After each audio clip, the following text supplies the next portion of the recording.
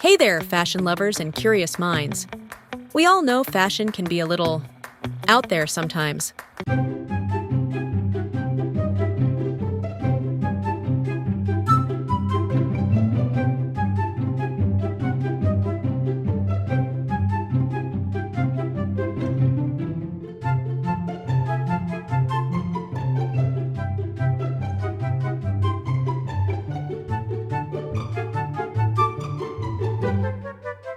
I mean, just think about some of today's trends.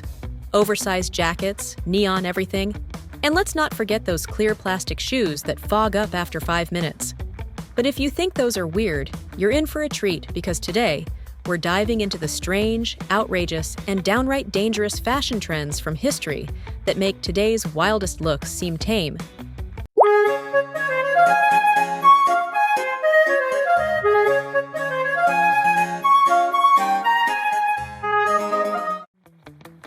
Fashion has always been more than just clothes. It's a statement, a way to show off status, wealth, or simply how daring you are. But back in the day, some of these statements were a little extreme. More tighter. Wait a minute, I'll hold on to the place. Now, pull.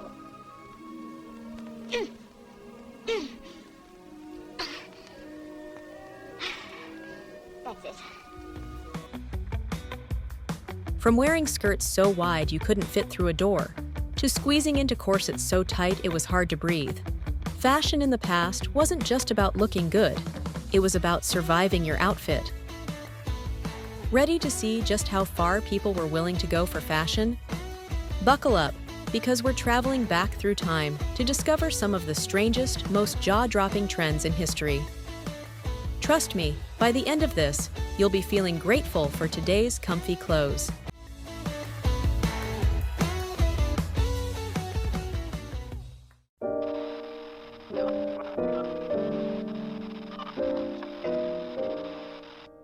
Let's kick things off with one of the most iconic and impractical fashion trends of the 19th century, the crinoline. Now, crinolines weren't just any skirt. They were these gigantic hoop skirts made from steel or whalebone, designed to give women that perfect bell shape. At its peak in the 1850s, a crinoline could be so wide that it took up the space of several chairs. Imagine walking around in that. So, where did this trend come from? Before the crinoline, women wore layers upon layers of heavy petticoats to achieve volume in their skirts, sometimes up to 6 petticoats at a time. It was hot, heavy, and downright uncomfortable. The crinoline was actually a way to lighten things up by replacing all those petticoats with a single structure. Sounds like a great idea, right? But things got a little out of hand. Things got out of hand. Couldn't avoid it. As the crinoline craze spread, skirts just kept getting bigger and bigger. They became a symbol of wealth and status. The bigger your skirt, the more space you took up, the more important you were. But there was a dark side to this trend.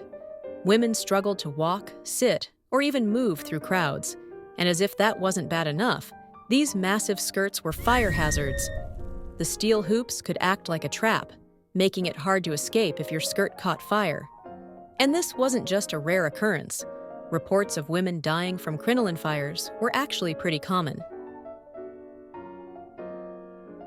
Despite the risks, crinolines were considered the fashion statement of the time, and they remained popular for decades.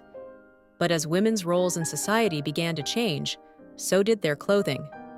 By the late 1800s, women were moving towards more practical styles, and the crinoline gradually disappeared from the fashion scene. Good riddance.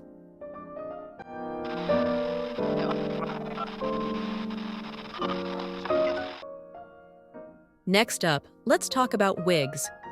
Not just any wigs, powdered wigs. These were all the rage in the 17th and 18th centuries, especially among European aristocrats. If you were anyone of importance, you needed a big, white, powdered wig. But why? The trend began in the late 1500s and grew in popularity throughout the 17th century, but it really took off for a specific reason: syphilis. That's right. This sexually transmitted infection became a massive health crisis in Europe. One of its most visible symptoms was hair loss, along with sores and rashes on the scalp.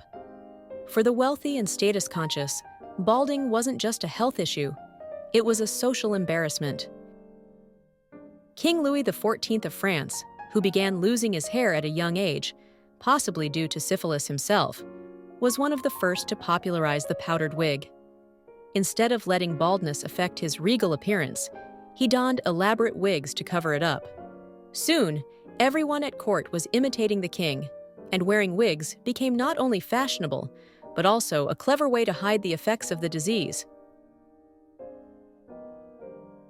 These wigs weren't just your average costume pieces. They were made from human hair, horsehair, or even goat hair, and were so expensive that people often spent more on their wigs than on their clothes. But to keep these towering creations looking pristine, they powdered them with a mixture of starch and flour, hence the name powdered wigs. The powder gave them that classic white look, but it also attracted, well, critters. Yep, bugs loved these wigs. Some people even carried little scratch sticks or used animal traps hidden in their wigs to keep the bugs at bay. Hygiene clearly wasn't top priority. And let's not forget the smell. With all that powder and sweat trapped in there, it wasn't exactly a pleasant experience. But fashion's power is stronger than discomfort, and powdered wigs became a symbol of status across Europe. Even after Louis XIV, aristocrats and politicians kept the trend alive for over a century. It wasn't until the French Revolution, when people began rejecting the aristocratic elite, that wigs started to fall out of favor.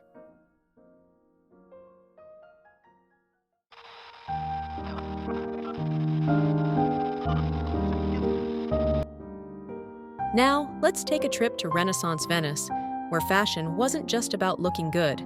It was about standing tall. Literally. Enter the Chopine, a high platform shoe so extreme, it makes today's stilettos look like flats.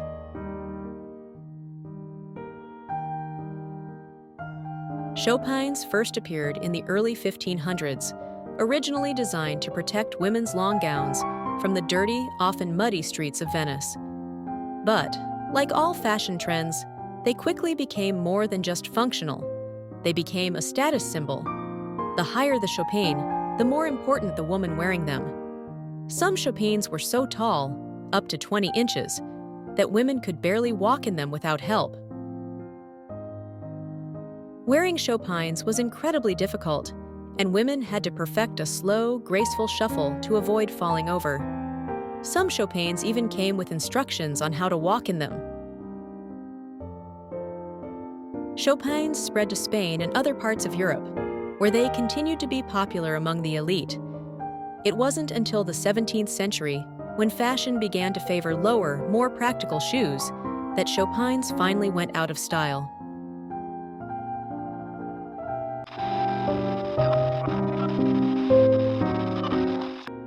The corset, arguably one of the most infamous fashion items in history. Corsets have been around for centuries, but during the Victorian era, they reached a whole new level of extreme. The goal? To achieve the perfect hourglass figure. The method? Tight lacing.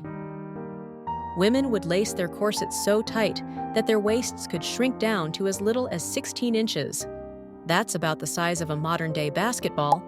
But while it might have looked fashionable, tight lacing came with some serious consequences. Tight lacing didn't just affect how you looked, it changed how your body functioned. Corsets compressed the ribs, squeezed internal organs, and made breathing difficult. Some women fainted regularly because they couldn't get enough air. In extreme cases, tight lacing could even lead to broken ribs or damage to the lungs and stomach. Despite these risks, corsets were seen as essential for women's fashion. In fact, not wearing a corset was considered improper, even scandalous. It wasn't until the early 20th century, with the rise of the women's rights movement and changing social norms, that the corset began to loosen, literally and figuratively. By the 1920s, looser, more comfortable clothing took over, and the reign of the corset was finally over.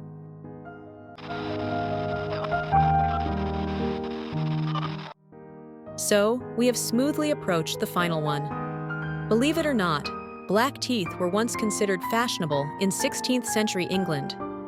The trend began with Queen Elizabeth I, who had a notorious sweet tooth. Her love for sugary treats left her teeth decayed and darkened.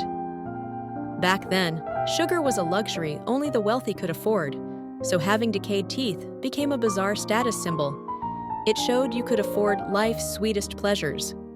Some people even went as far as using charcoal or soot to blacken their teeth on purpose just to mimic the look. So, while we're all about teeth whitening today, back then, a dark smile was the ultimate sign of sophistication.